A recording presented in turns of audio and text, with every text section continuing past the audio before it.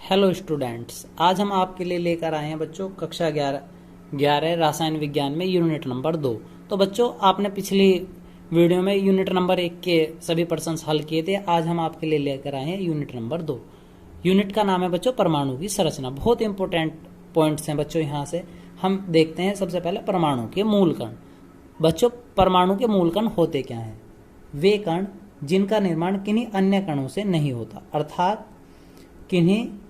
जिनकी कोई अपनी संरचना नहीं होती, मूल कण कहलाते हैं।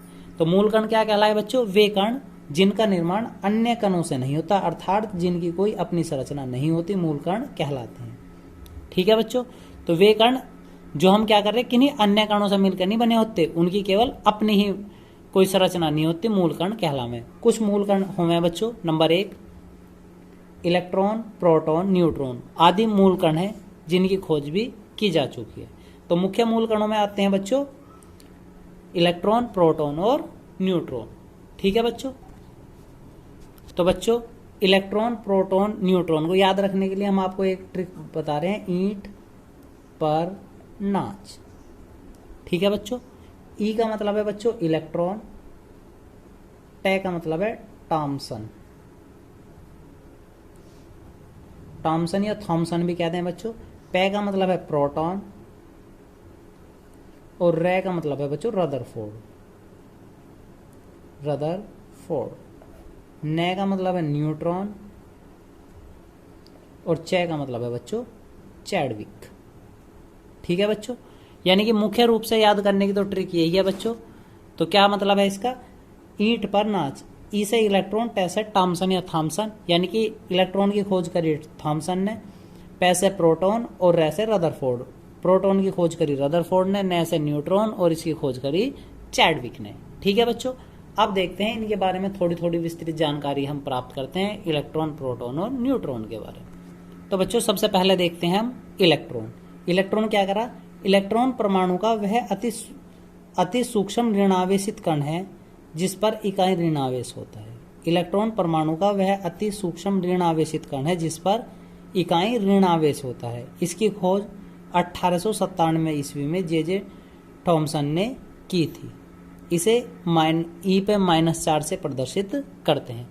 तो बच्चों क्या कहा जा रहा? इलेक्ट्रॉन परमाणु का वह अति सूक्ष्मतम ऋणात्मक कण है, वो छोटे से छोटा ऋणात्मक कण है जिस पर इकाई ऋणात्मक आवेश हो, यानी कि एक माइनस चार्ज हो, जिसकी खोज 1897 ईस्वी में जे थॉमसन ने की थी।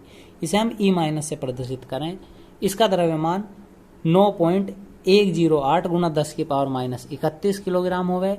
और बच्चों इसका आवेश -1.6 गुना 10⁻19 कूलाम हो गए। उम्मीद है बच्चों आपको न्यूट्रॉन समझ आया होगा। अब देखते हैं बच्चों प्रोटॉन। तो बच्चों प्रोटॉन परमाणु का वह अति सूक्ष्मतम कण है जिस पर इकाई धनावेश होता है। तो प्रोटॉन परमाणु का वो अति सूक्ष्मतम कण है जिस पर इकाई धनावेश हो गए। इस पर कैसा आवेश हुआ है बच्चों? धनावेश हो गए। इसका द्रव्यमान 1.6725 गुना 10⁻27 किलोग्राम हो गए। और इसका आवेश प्लस में 1.6 गुना 10⁻19 कूलाम हो गए। यदि प्लस है तो बच्चों प्लस रहा तो क्या होगा? यदि प्लस रहा तो प्रोटॉन है और यदि माइनस रहा तो न्यूट्रॉन है। इसकी खोज रदरफोर्ड ने 1919 ईस्वी में करी थी और इसे हम P+ या H+ से भी प्रदर्शित करते हैं। ठीक है बच्चों, लास्ट पॉइंट है बच्चों न्यूट्रॉन। तो न्यूट्रॉन परमाणु का विद्युत उदासीन मौलिक कण है। न्यूट्रॉन परमाणु का विद्युत उदासीन मौलिक कण है। इसका द्रव्यमान 1.6748 गुना 10⁻27 किलोग्राम होता है और आवेश इसका 0 रहेगा बच्चों। ठीक है, इसकी खोज सन 1932 ईस्वी में चैडविक ने की थी। इसे हम n⁻0 से प्रदर्शित करते हैं। ठीक है बच्चों, अब चलते हैं इलेक्ट्रॉन और कैथोड किरणों की खोज। तो बच्चों अब देखते हैं, बहुत इंपॉर्टेंट पॉइंट है इलेक्ट्रॉन और कैथोड किरणों की खोज। तो बच्चों साधारण दाब पर प्राय सभी गैसें विद्युत की अचालक होती हैं। यदि बच्चों दाब कैसा रहेगा? साधारण दाब रहेगा तो सभी गैसें लगभग कैसी रहे? विद्युत की अचालक रहेंगे। यदि विसर्जन नली से भरी गैसों का दाब 10 की पावर -2 से 10 की पावर -3 mm के बीच रखकर इनके इलेक्ट्रोडों के बीच 1000 वोल्ट का विभवांतर आरोपित करें। यानी कि यदि हम विसर्जन नली में से गैसों का दाब 10 की पावर -2 से 10 की पावर -3 mm के बीच रख के इन्हें इलेक्ट्रोड के बीच 1000 वोल्ट का विभवांतर आरोपित करें, तो देखा कि संपूर्ण विसर्जन नली में अंधेरा छा जाता है। पूरी की पूरी विसर्जन नली में क्या हो जाए बच्चों? अंधेरा हो जाए। अतः कैथोड से कुछ अदृश्य किरणें निकलती हैं। जब पूरी नली में अंधेरा छा जाएगा विसर्जन नली में, तो कैथोड से कुछ क्या हो बच्चों? अदृश्य किरणें निकले, जो एनोड। एनोड किसे कहें बच्चों? हम प्लस वाले हिस्से को क्या कहें? प्लस वाले को। एनोड की दीवार से टकराकर नीली दीप्ति उत्पन्न करती हैं। नीली दीप्ति का मतलब क्या है बच्चों? चमक उत्पन्न करें। कैथोड की तरफ से चली थी अदृश्य तरंगे और एनोड की दीवार पर टकरा के क्या करें? चमक उत्पन्न करें। चूंकि ये तरंगे कैथोड यानी कि माइनस से निकली थी, इसलिए इन्हें कैथोड किरणें कहते हैं। तो क्या हुआ था बच्चों? विद्युत विसर्जन नली में जब हमने कोई गैस प्रवाहित करी तो लगभग 10,000 वोल्ट पे, तो क्या होगा? उस नली में एक अंधेरा छा जाए, पर कैथोड की तरफ से कुछ अदृश्य किरणें चलेंगी जो एनोड की तरफ को चलती रहे में। तो चूंकि ये किरणें कहां से चली थी बच्चों? कैथोड की तरफ से चली थी, इसलिए इन किरणों को हम क्या कहते हैं? कैथोड किरणें कहते हैं। ठीक है बच्चों। कैथोड किरणों के कुछ गुण काफी इंपोर्टेंट है। कैथोड किरणों के गुण नंबर 1, कैथोड किरणें सरल रेखा में चलती हैं।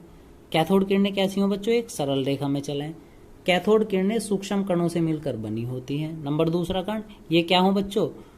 बहुत सूक्ष्म कणों से होकर बनी हुई होंगे। नंबर 3, कैथोड किरणें विद्युत तथा चुंबकीय क्षेत्र में विक्षेपित हो जाती हैं। जो कैथोड किरणें हो वे विद्युत तथा चुंबकीय क्षेत्र में क्या हो जाए बच्चों? विक्षेपित, यानी अपनी दिशा से हट जाएं।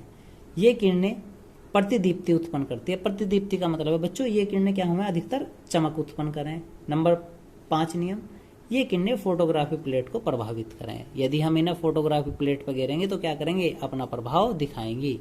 तो आगे देखते हैं बच्चों इलेक्ट्रॉन की विशेषताएं। नंबर 1, तो बच्चों इंपॉर्टेंट पॉइंट है इलेक्ट्रॉन की विशेषताएं। तो इसमें हम 4 से 5 हेडिंग लेकर आए हैं आपके लिए। देखते हैं पहला पॉइंट, इलेक्ट्रॉन प्रत्येक परमाणु का एक अनिवार्य घटक है। नंबर 2, इलेक्ट्रॉन पर इकाई ऋणावेश होता है। नंबर 3, इनका द्रव्यमान 9.8 × 10⁻31 किलोग्राम है। नंबर 4, इलेक्ट्रॉन पर 1.6 × 10⁻−19 ऋणात्मक आवेश होता है। नंबर 5, इन्हें -e से प्रदर्शित करते हैं। तो विशेषताएं बच्चों काफी खास थी। इलेक्ट्रॉन प्रत्येक परमाणु का एक अनिवार्य घटक है। इलेक्ट्रॉन पर इकाई ऋणावेश होता है। इसका द्रव्यमान 9.8 × 10⁻31 किलोग्राम होता है। नंबर 4, इलेक्ट्रॉन पर 1.6 × 10⁻−19 कूलाम ऋणावेश होता है। इसे माइनस इलेक्ट्रॉन से प्रदर्शित करते हैं। तो बच्चों नेक्स्ट टॉपिक देखते हैं, प्रोटॉन और कैनाल किरणों की खोज। तो बच्चों प्रोटॉन और कैनाल किरणों की खोज। परमाणु विद्युत उदासीन होता है, अतः अति सूक्ष्म ऋण आवेशित कण इलेक्ट्रॉन की खोज के पश्चात वैज्ञानिकों के मस्तिष्क में यह विचार आया कि परमाणु में कोई धनावेशित कण अवश्य होना चाहिए।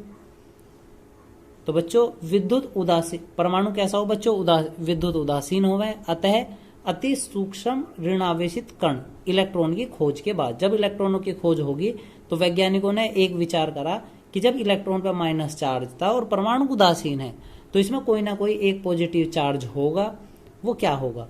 तो इसके लिए सन 1886 ईस्वी में गोल्डन स्टाइन ने विद्युत विसर्जन नली में छिद्र युक्त कैथोड प्रयुक्त करके कैथोड के पीछे एक परदीप्तिशील पर्दा लगाकर देखा कि जब नली में अल्प दाब पर गैसों के विद्युत विसर्जन किया जाता है, यानी कि सन 1886 ईस्वी में गोल्डन स्टाइन ने विसर्जन नली के छिद्र युक्त जिस विद्युत विसर्जन नली ली जिसमें छिद्र होगा और कैथोड प्रयुक्त यानी कि कैथोड भी होगा, उसके पीछे कैथोड के पीछे एक प्रतिदीप्तिशील एक पर्दा लगा दिया और देखा कि नली में अल्प दाब पर गैसों में विद्युत विसर्जन किया जाता है। जब गैसों में विद्युत विसर्जन किया जा तो एनोड के कुछ अदृश्य किरणें निकलें। तो एनोड से क्या हो बच्चों? कुछ अदृश्य किरणें निकलें जो कैथोड के छिद्र से निकलकर कैथोड के पीछे चली जाती हैं।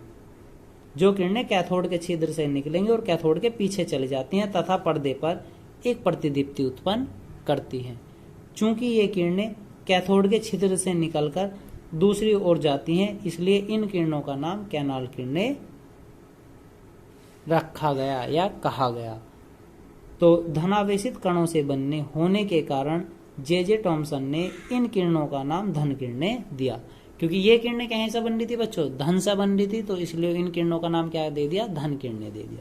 अब देखते हैं बच्चों धन किरणें या कैनाल किरणों के गुण। ये किरणें धनावेशित कणों से मिलकर बनी होती हैं। ये किरणें कैथोड की भांति सीधी रेखा में गमन करती हैं।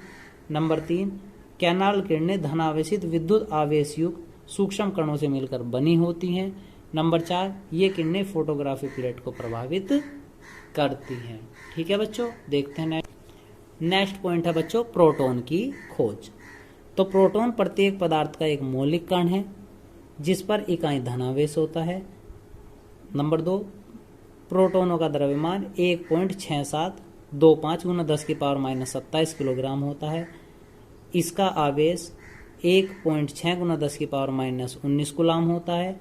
यह एक स्थायी कण है।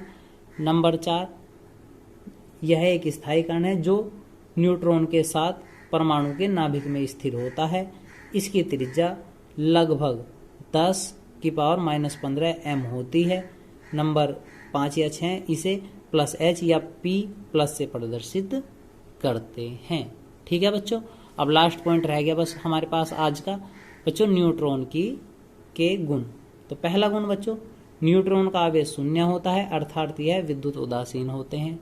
नंबर 2, इनका द्रव्यमान 1.67848 × 10⁻⁻27 किलोग्राम होता है। यह चुंबकीय क्षेत्र तथा इसकी भेदन क्षमता बहुत अधिक होती है। यह शीशे की चादर से सुरक्षित नहीं होती है। इसे 0n1 से प्रदर्शित करते हैं। तो बच्चों उम्मीद है आपको आज का वीडियो हमारा पसंद आया होगा। तो बच्चों हमारे वीडियो को शेयर करें, लाइक करें और हमारे चैनल को सब्सक्राइब करें। धन्यवाद।